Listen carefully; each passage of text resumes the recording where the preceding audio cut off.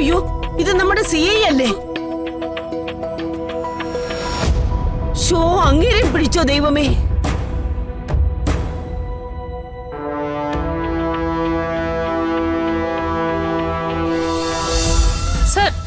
Sir, ഈ അറസ്റ്റിനെ പറ്റി എന്താ പറയാനുള്ളത്?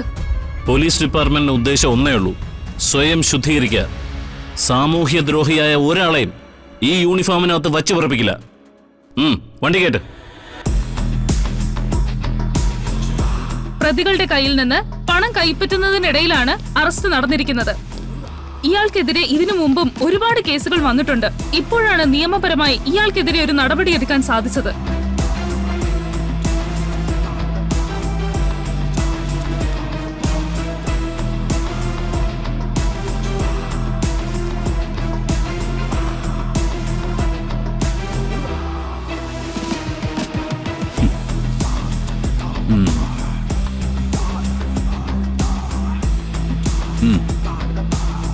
ഓർമ്മയുണ്ടല്ലോ, 337 മിനിറ്റ്.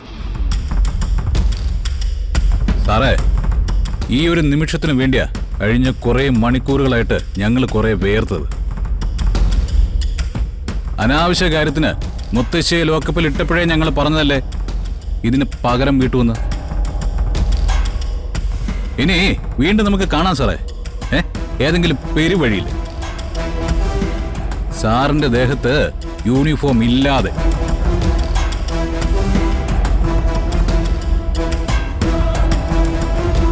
മോളെ, നിന്റെ ദേഹത്ത് കൈവച്ചതിനുള്ള സമ്മാനം എന്താന്ന് വെച്ചാ മോള് കൊടുത്തോ.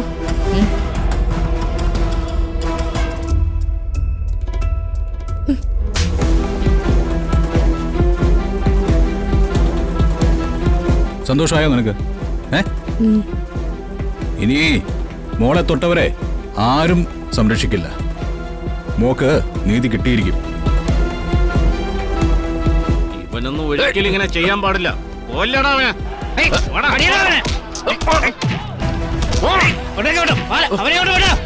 ഞങ്ങൾ കൈകാര്യം ചെയ്തോളാം.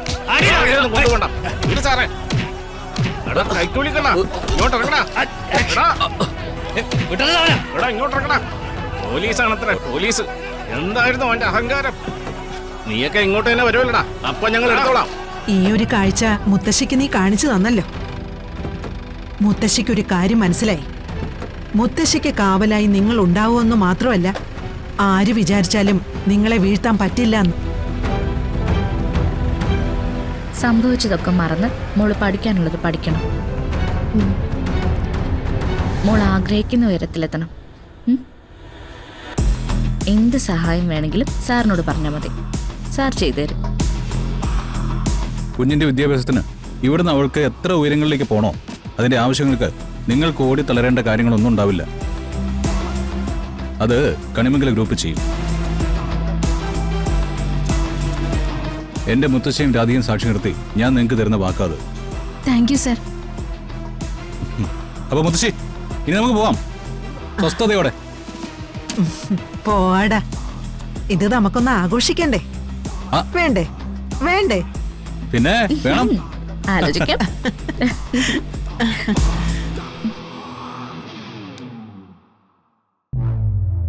ഹോങ്കോ രാജ്യത്തിന്റെ തലസ്ഥാനമാണ് കിൻഷാസ.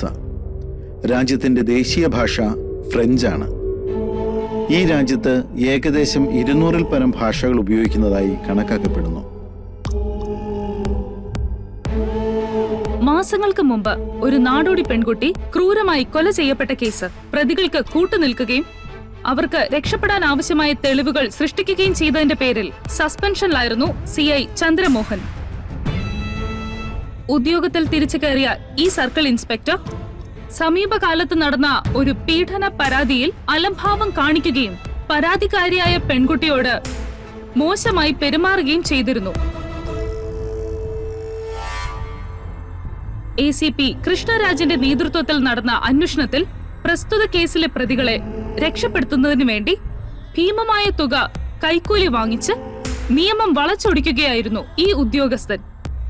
ഇതിന്റെ അടിസ്ഥാനത്തിലാണ് CI ചന്ദ്രമോഹനെ പോലീസ് അറസ്റ്റ് ചെയ്തത്.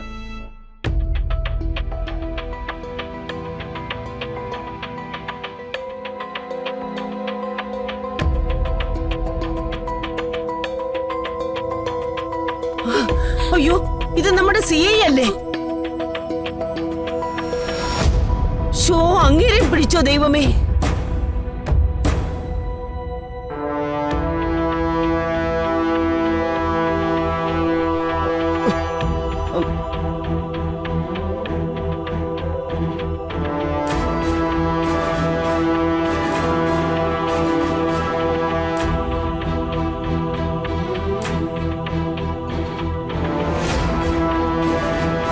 കൂട്ടുനിന്നവർ ഓരോരുത്തരായി ദൈവശിക്ഷ അനുഭവിച്ചുകൊണ്ടിരിക്കുക. കണിമംഗലം ജയഭാരതി അമ്മയെ അറസ്റ്റ് ചെയ്ത CI സർവീസിലുണ്ടാകാൻ പാടില്ലെന്ന് വരുണും രാധികയോ തീരുമാനിച്ചത്. അവരത് നടത്തി. ഇതൊക്കെ കണ്ടിട്ടെങ്കിലും മുത്തശ്ശി മോളൊന്ന് പഠിക്കാൻ നോക്ക്.